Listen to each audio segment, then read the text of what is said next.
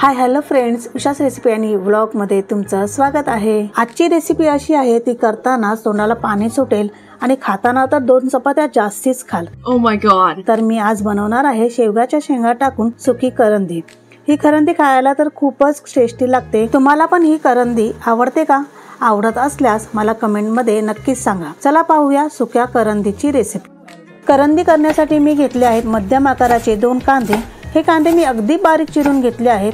मी इथे घेतले आहेत 2 मध्यम आकाराचे टोमॅटो देखील। टोमॅटो मधल्या बिया काढून घेतल्या आणि अगदी बारीक टोमॅटो चिरून घेतले। त्याचबरोबर मी घेतले आहेत 2 बटाटे। बटाट्यांच्या साली काढून त्याच्या फोडी करून घेतल्या आणि त्याचबरोबर घेतल्या आहेत शेवग्याच्या शेंगा। ही तयारी तर झाली। आता आपण इथे पाहूया करंदी। ही करंदी बघा, मी इथे एकदम स्वच्छ करून घेतलेली आहे। त्याचे डोकं आणि शेपूट एकदम काढून घेतलेला आहे आणि काढल्यानंतर ही करंदी अशा प्रकारे दिसते। करंदीचा उग्रवास जाण्यासाठी मी इथे प्रथम घेतला आहे टोप। टोपामध्ये मी करंदी चांगली फ्राय करून घेणार आहे। मग एकदम हलक्या हाताने एकदम फ्राय करून घ्यायचे, कारण सगळ्या बाजूने जर आपण ही फ्राय करून घेतली ना तर याचा उग्रवास निघून जाईल। छान असं भाजून झालेलं आहे, तुम्ही बघू शकता। अशा पद्धतीने ही करंदी भाजून घेतली। करंदी आपल्याला अजून स्वच्छ करायची आहे, त्यासाठी आपण ही 15 मिनिटांसाठी या पाण्यामध्ये भिजत ठेवू। तोपर्यंत आपण पुढची प्रोसेस करू। गॅसवर पातेलं ठेवलं आहे आणि त्यामध्ये घेतलं आहे 2 चमच तेल आणि त्यानंतर तेल गरम झाल्यानंतर आपण घेणार आहोत इथे बारीक चिरलेले कांदे। कांदा एकदम छान असा लालसर झाल्याच्या नंतर आपण त्यामध्ये घेऊया टोमॅटो देखील मऊ होईपर्यंत मस्त असं भाजून घेऊया। छान असं मऊ कांदा भाजून झालेला आहे। त्याचबरोबर आपण घेणार आहोत 2 चमच लाल तिखट आणि हळद थोडीशी। लाल तिखट तुमच्या आवडीनुसार घ्या आणि त्यानंतर आपण बटाटे आणि शेवग्याच्या शेंगा घेतल्या आणि छान असं मसाल्यामध्ये परतवून झाल्यानंतर त्यामध्ये आपण घेतला आहे 1 ग्लास पाणी। छान असं मिक्स करून घ्या। आता इथे पहा, आपण जी करंदी पाण्यामध्ये भिजत ठेवली होती छान अशी भिजली आहे आणि फुगली देखील आहे। आता ही एकदम एका पाण्याने आपण धुवून घेतली।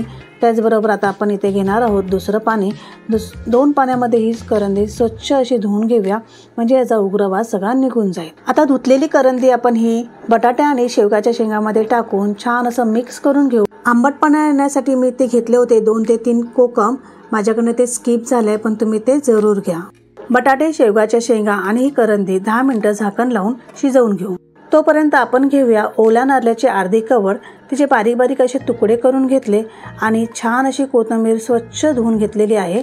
त्याचबरोबर घेतले आहे मी ते अद्रक। आता हे सर्व प्रकार मी मिक्सरच्या जारमध्ये टाकलेलं आहे आणि छान असं बारीक वाटून घेणार आहे। बघा, मस्त असं वाटून झालेलं आहे। आता इथे बघू शकता, इथं मस्त छान उकळी आलेली आहे।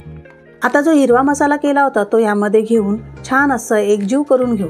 एकदम बघा, खूप सुंदर असा सुवास येत आहे। माझ्या आता तोंडाला आत्ताच पाणी सुटलेलं आहे।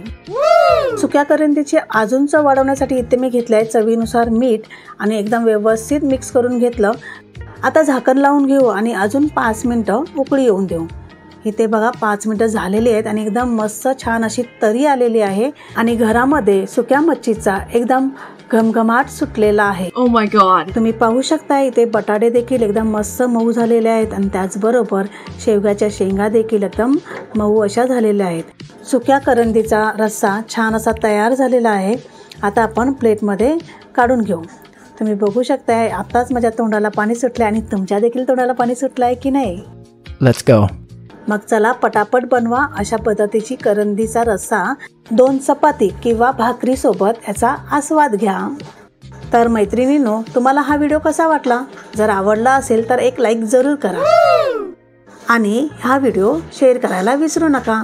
व्हिडिओ पूर्ण वॉच केल्यामुळे धन्यवाद।